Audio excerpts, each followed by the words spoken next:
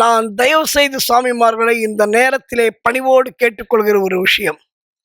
இதை நீங்க எச்சரிக்கையா எடுத்திருந்தாலும் சரி, அட்வைஸா எடுத்திருந்தாலும் சரி, என்னை பொறுத்தவரை என்னை உங்க வீட்டு பிள்ளையாவோ, இல்லைன்னா உங்க அண்ணாவாவோ, உங்க தம்பியாவோ, உங்க மாமாவாவோ, உங்க அப்பாவாவோ, நீ என்ன வேணா நினைச்சுக்கோ.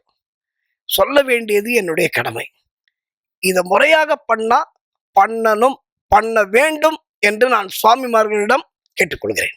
இந்த இருமுடியில சபரிமலையில சாப்பிட்றதுக்கு என்னென்ன வைக்கலாம்? சிப்ஸ் வச்சுக்கலாமா, முறுக்கு வச்சுக்கலாமா, தட்டை வச்சுக்கலாமா, வடை வச்சுக்கலாமா, எதை வேணா வச்சுக்கலாம்.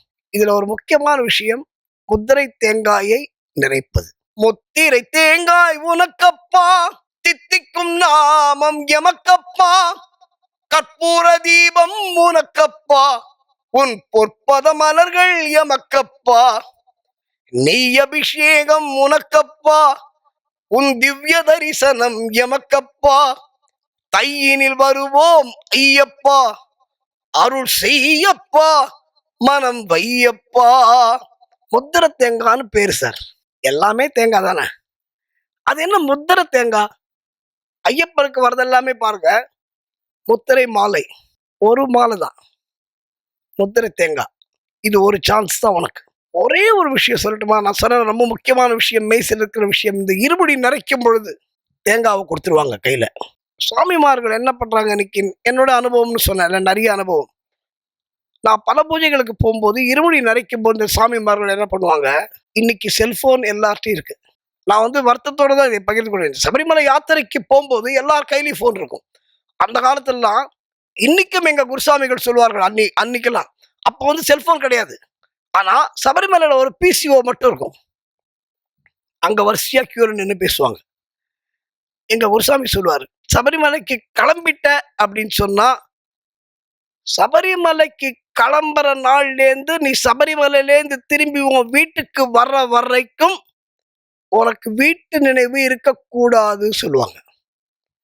காடுமலை கடந்து வந்தோம் ஐயப்பா, உன்னை காண நாங்கள் ஓடி வந்தோம் ஐயப்பா, எங்கள் வீடுதனை மறந்து விட்டோம் ஐயப்பா, சபரி வீடுதனை தேடி வந்தோம் ஐயப்பா, நெய் அபிஷேகம், பால் அபிஷேகம், தேன் அபிஷேகம் சுவாமிக்கே, சந்தனம் பன்னீர் அபிஷேகம் எங்க ஐயப்ப சுவாமிக்கே.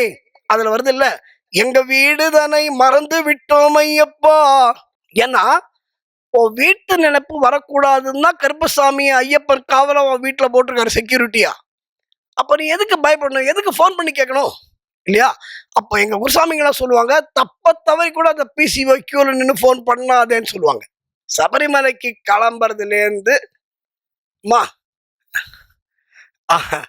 கிளம்பும் போது, நான் இப்ப 99ல இருக்கேம்மா, நான் டீ சாப்பிட்டு இருக்கேம்மா, நான் இன்னும் கொஞ்ச நேரத்தில் திண்டுக்கல் போயிடுவேன், கொஞ்ச நேரத்தில் சாப்பிட போயிடுவேன், திருச்சியில் சாப்பிட போயிடுவேன், திருப்பி நேரம் அங்கே போயிடுவேன், திருப்பி தேனி போயிடுவேன், திருப்பி கம்பம் போயிடுவேன், பம்பம். நீ ஃபுல் ட்ரிப்பை உன்னோட டிராவலை அவங்களே டிராவல் பண்றாவா நீ கூட சொல்லிட்டு வர, உண்டா இல்லையா? பண்ணவே பண்ணாதீங்க.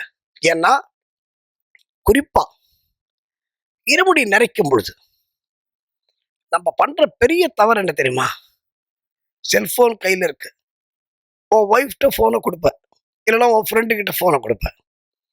நான் என்ன சொல்றேன், என்ன அப்படி தலை போற போன் உனக்கு வரப்போகுது?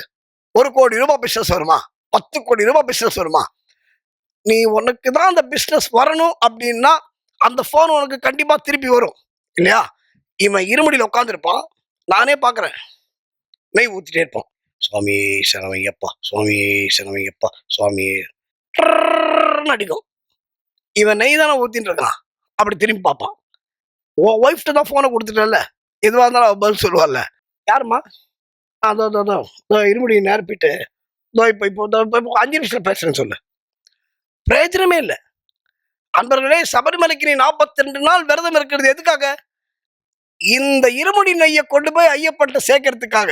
நீ ஏதோ சாதாரணமா கடையில வாங்கின நெய்யை சேர்க்கிறேன்னு நினைச்சுக்காத. அதோட சத்தியம் என்ன தெரியுமா? ஜீவாத்மா பரமாத்மாவோடு கலப்பதுதான் இந்த இருமுடி கட்டை. இந்த நெய் எடுத்துட்டு போறோம், தேங்காய் எடுத்துட்டு போறோம். ஏன்? தேங்காய் கெட்டு போகாது, உள்ள வெள்ளை, அதாவது உன்னுடைய வெண்மையான இதயத்தை, வெண்மையான உள்ளத்தை அந்த கெட்டு போகாத மகாலட்சுமியோட வடிவமான நெய்யை கொடுத்து ஜீவாத்மா, இந்த உன்னோட ஜீவாத்மா அந்த பரமாத்மாவோடு இணைவதற்கான விழாதான் இந்த இருமுடி. இத முதல்ல தெரிஞ்சுக்கணுங்க நீங்க. அப்போ சபரிமலைக்கு 42 நாள் விரதம் இருந்து ஒரு 2 நிமிஷம் போன் பேசுறேன்னா என்ன தலை போயிடுமா? நான் இது அதிக பிரசங்கித்தனமா இருக்கலாம் நான் பேசுறது. ஆனால் கண்டிப்பாக நீங்கள் செய்ய வேண்டிய விஷயம், போன் ஆஃப் பண்ணுங்க. நீங்க இருமுடி கட்ட உட்காரும் போது போன் ஆஃப் பண்ணுங்க. யார் போன் பண்ணாலும் பரவாயில்ல. உனக்கு ஏதாவது அது போல பிசினஸ் போச்சு நீ நினைச்சா ஐயப்பன் கண்டிப்பா அந்த பிசினஸ 10 மடங்கா திருப்பி கொடுப்பான். அதுதான் சத்தியம். அப்போ இதுல என்ன தெரியுமா பெரிய தாத்பரியம்? நீ இருமுடியில நெய் ஊத்தும் பொழுது இன்னைக்கு எல்லாருமே ஐயப்பன்ட்ட ஒரு அப்ளிகேஷனோட தான் போறோம். எல்லாருமே ஐயப்பா எனக்கு இது பண்ணி கொடு, எனக்கு வீடு கட்டணும், என் பொண்ணு கல்யாணம் ஆகணும், என் பேரனுக்கு எனக்கு குழந்தை பிறக்கணும், என் பேரன் நல்லா படிக்கணும், எனக்கு நல்ல வேலை கிடைக்கணும், எனக்கு நல்ல தொழில் நடக்கணும். இந்த காரணம் எல்லாருக்கும் இருக்கு. ஏன் எனக்கு இருக்கு இல்லையா? இது ஒரு நம்மள சாதாரண மனுஷன் தானே. அப்போ நமக்கு இந்த ஆசைகள் எல்லாமே உண்டு. அதுக்குதான் நம்ம சபரிமலைக்கு போறோம்னு நான் சொல்லல. ஆனால் இதுவும் ஒரு முக்கியமான காரணம் இல்லையா? நம்ம வேண்டுதல் பலிக்கணும்னு சபரிமலைக்கு போறோம். அப்போ என்ன வேண்டுதலாக இருந்தாலும் சரி, சபரிமலை இருமுடி நெய் நிறைக்கும் பொழுது நீ என்ன வேண்டிக்கிறியோ அது சத்தியமா ஐயப்பன் கொடுப்பான் என்பது நிச்சயம். ஏன் தெரியுமா? இன்னைக்கு நம்ம போன்ல அமெரிக்காவுக்கு மெசேஜ் கொடுக்குறோம், ஹாய் ஹவ் ஆர் யூ. உடனே அடுத்த 5வது நிமிஷம் I am fine how are you கொடுக்குறான்ல. அத மாதிரி நீ இருமுடியில நெய் நரைக்கும் போது சொல்லுகின்ற உன்னுடைய கோரிக்கை, நீ சபரிமலைக்கு போறதுக்கு முன்னாடி ஐயப்பட்ட உன்னோட அப்ளிகேஷன் இந்த இருமுடி நெய் மூலமா போயிடும். இது யாருக்காவது தெரியுமா? தெரிஞ்சுக்கொள்ள வேண்டும். கண்டிப்பா தெரிஞ்சுக்கணும். அதனாலதான் இருமுடி யாத்திரையும் போது, இருமுடி நரைக்கும் போது யார்த்தையும் பேசக்கூடாது. எந்த வார்த்தை சொன்னாலும் பலிக்கும். நீ என்ன நல்லது சொன்னாலும் நடக்கும். நீ அதே நேரத்துல என்ன கெட்டது பேசினாலும் அதுவும் நடக்கும். அதனாலதான் அந்த இருமுடி யாத்திரையும் போது ரொம்ப கேர்ஃபுல்லா இருக்கணும். இருமுடி நிறைக்கும் பொழுது ரொம்ப கேர்ஃபுல்லா இருக்கணும்.